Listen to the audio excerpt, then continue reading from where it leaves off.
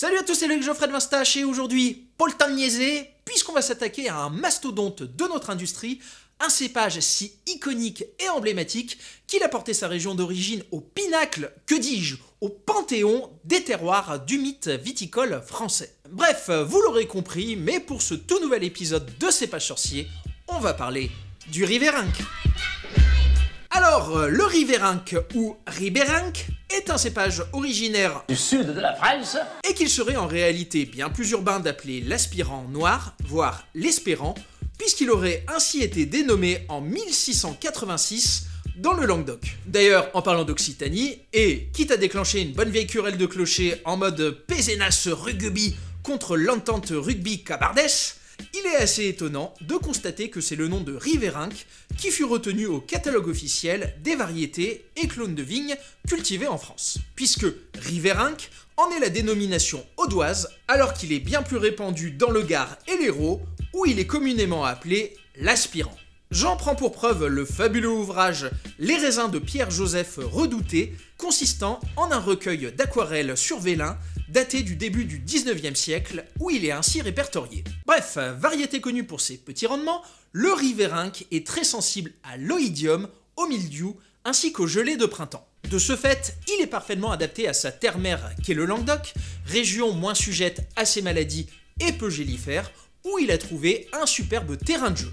Il fait aussi partie de ces rares variétés pouvant tout aussi bien se consommer en tant que raisin de table, où il donnera des baies savoureuses et très sucrées, qu'en tant que raisin de cuve. Ses grandes caractéristiques organoleptiques ? Le Ribérenc est un cépage que j'aime beaucoup à titre personnel, puisque donnant naissance à des vins sudistes d'un fruité très expressif, à la structure peu tannique, d'une matière délicate, avec un alcool faible et avec juste ce qu'il faut d'acidité pour lui donner de la vivacité. Au nez, il s'ouvrira sur des notes expressives de grenadine, de groseille, de petits fruits à baies rouges, de fraises des bois écrasées, de cerises fraîches, de fleurs blanches, de réglisse ou même encore de musc. En assemblage, il a historiquement participé à la réputation des grands vins du secteur, en partie disparu, de Saint-Georges d'Orc, situé à l'ouest de Montpellier. En parlant d'assemblage, il servira le plus souvent de cépage complémentaire, où il apportera sa finesse et sa délicatesse, comme dans la cuvée Le C du fabuleux Clos des Centeilles, dont il faudra vraiment que je vous parle un jour. Mais il pourra aussi se vinifier en monocépage, donc un assemblage qui n'est composé uniquement que du Ribérenc, et il n'y a, à mon humble connaissance, que 2 domaines dans le monde qui le commercialisent en 100%. Thierry Navarre, le pionnier, qui, à partir de quelques pieds retrouvés dans ses anciennes vignes, en a replanté de manière plus importante pour donner naissance à sa cuvée éponyme, qui est d'ailleurs le flacon par lequel j'ai découvert ce cépage, et qui fut aussi le point de départ pour Thibaut et Génia Vermillard, mes petits chouchous du domaine Ampélus.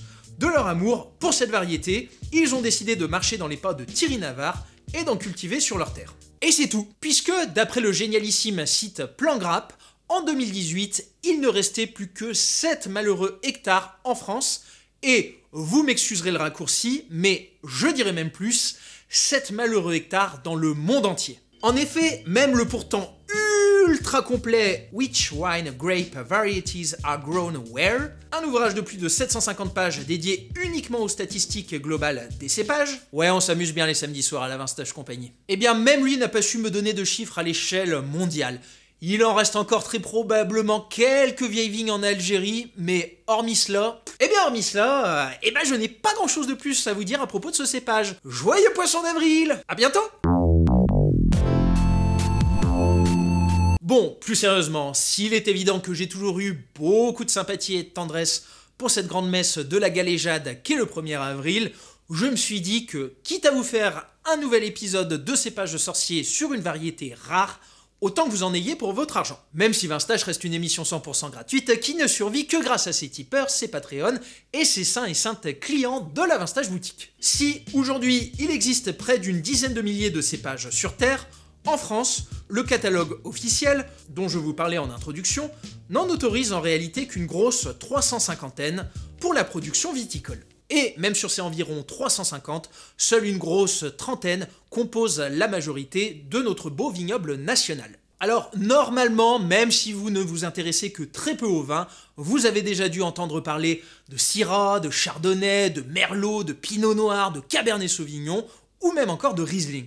Mais avez-vous déjà dégusté de l'Alicante Bouschet, du Caladoc, du Carmenère, du Fers-Sarvadou, du Furmin, du Tressalier ou même encore du Poulsard? Si vous êtes néophyte, c'est déjà moins évident. Par contre, si vous êtes un féru, vous avez dû au moins tester quelques-uns de ces cépages. Mais le Caricante, le Chichot, le Ganzon, le Lozé, le Mouissaguès ou même encore le Robin Noir, ça vous parle? Et pourtant, ils sont tous inscrits au catalogue officiel. Ainsi, j'ai voulu profiter de ce nouvel épisode pour aborder un sujet qui me tient à cœur. À quoi ça sert de conserver des cépages rares si quasiment aucun vigneron ne les cultive? Bon, déjà, mais ça je pense que vous vous en doutiez, il y a la volonté de proposer une expérience de dégustation sortant des sentiers battus. Oui, aujourd'hui, cultiver des variétés rares, c'est une belle opportunité de se démarquer de ses voisins et même de se créer une identité. C'est le cas du domaine Ampélus, dont je vous parlais lors de la présentation du Riverinck, qui a remporté la 5e édition du concours Vigneron et Terroir d'avenir, mais je ne rentrerai pas plus que cela dans le détail, puisque je me suis rendu chez eux il y a peu pour le repérage d'un futur épisode de J'irai trinquer chez vous. Ils vous expliqueront bien mieux que moi le fruit de leur réflexion qui va bien plus loin qu'une simple question d'identité commerciale et de différenciation. Mais sachez pour les curieux et les curieuses que leur collection de cépages rares, comme le Morastel, la Counoise, le Picpoul noir ou encore le Picardant blanc, est d'ores et déjà disponible sur ma boutique. Mais hormis cette volonté de présenter une alternative en termes de dégustation, il y a avant tout la question de la préservation du matériel végétal, et je trouve que le sous-texte du livre des raisins de Pierre-Joseph Redouté le résume merveilleusement bien, des aquarelles pour l'avenir de la vigne.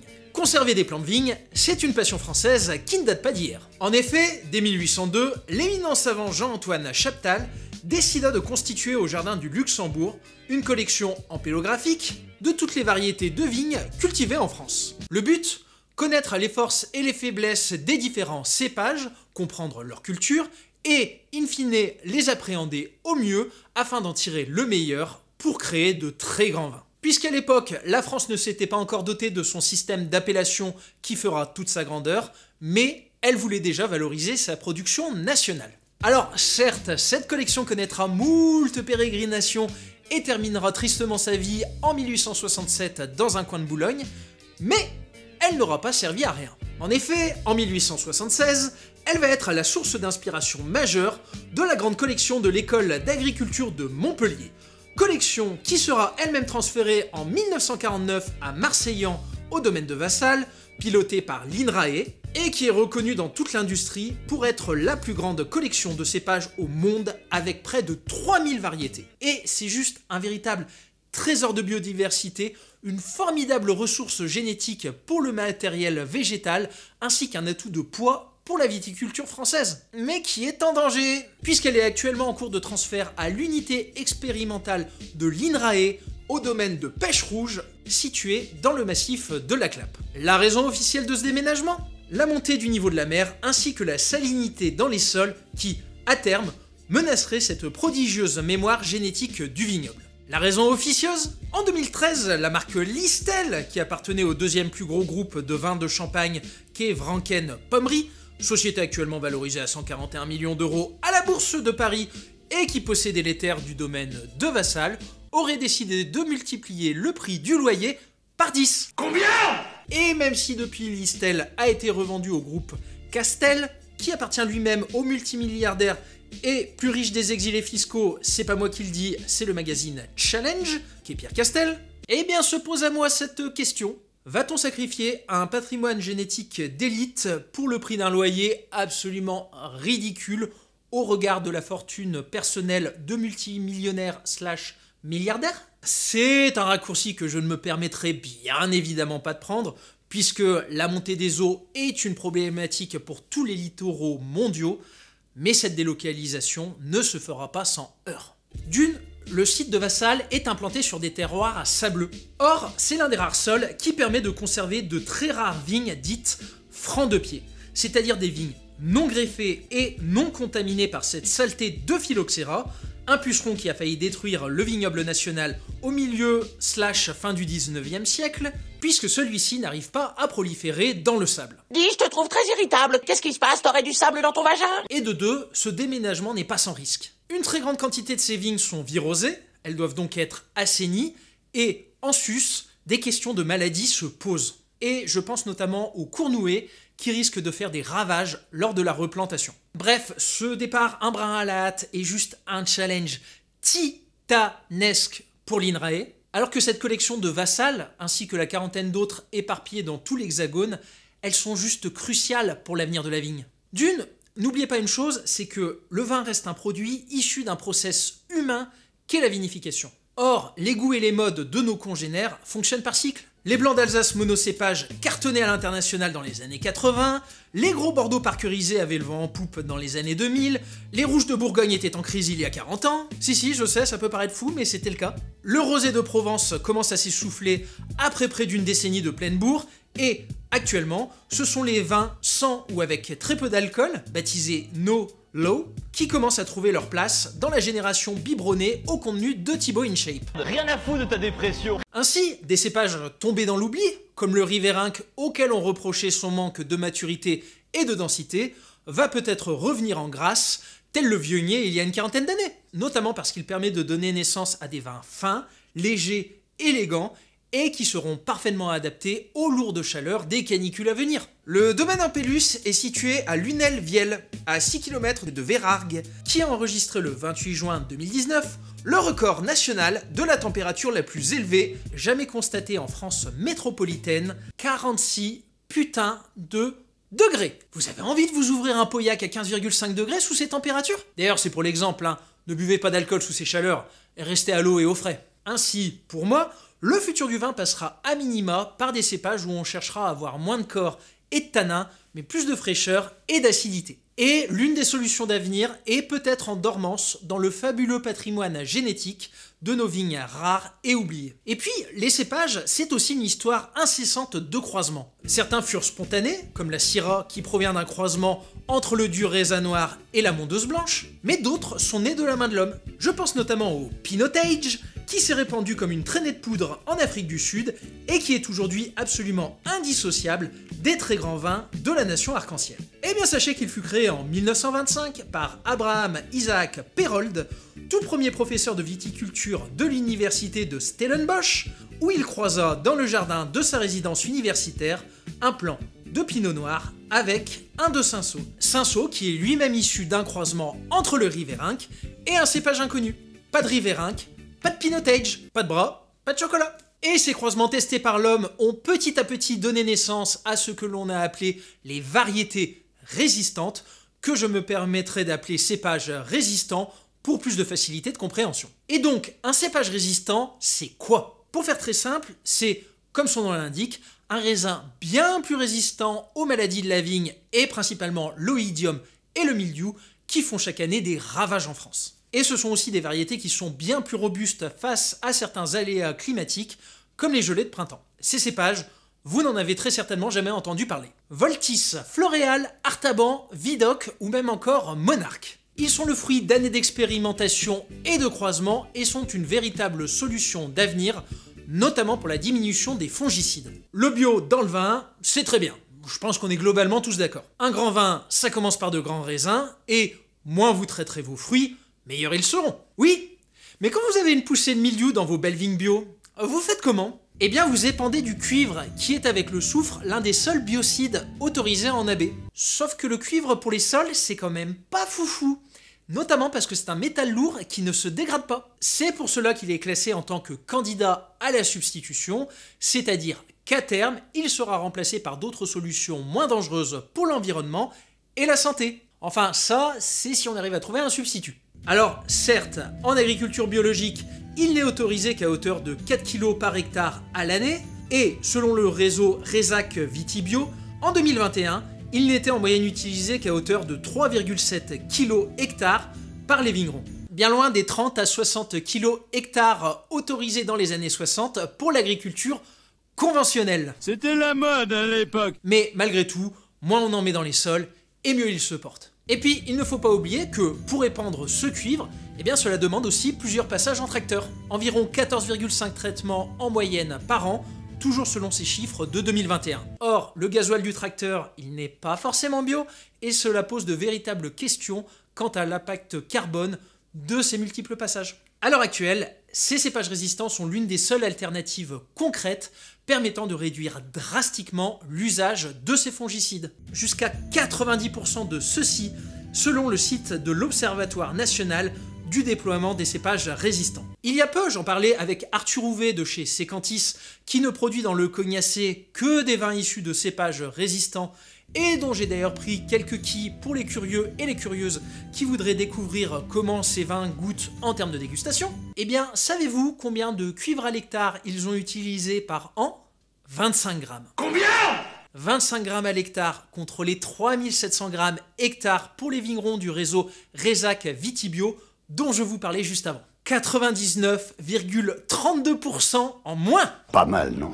Pourtant, tout ne va pas forcément pour le mieux dans le meilleur des mondes, puisque ces variétés résistantes ont aussi leurs limites. Thibaut du domaine Ampélus m'expliquait que ces hybrides n'étaient pas forcément très bien adaptés à l'arc méditerranéen, et cela notamment parce qu'ils souffraient de la sécheresse et qu'il fallait même passer par l'irrigation. En effet, d'après ce mémo des laboratoires d'énologie du Bernet, beaucoup de ces hybrides ont été créés en Allemagne, en Suisse ou dans le nord de l'Italie. Ils ont donc été sélectionnés dans des conditions climatiques très lointaines de celles du bassin méditerranéen. Alors, oui, certains cépages sont d'ores et déjà validés pour le sud de la France, comme le Souvigné gris ou le Cabernet blanc, tandis que d'autres sont en cours d'expérimentation avec une surface test limitée à 1 hectare. Mais pour des variétés comme le Monarque ou le Pinotin, niveau gestion du stress hydrique, eh ben c'est pas la même. Or, comme le disait si bien le prophète, Le Dorlo, dans 20-30 ans, il n'y en aura plus. alors je ne rentrerai pas sur le débat ultra explosif de la gestion de l'eau,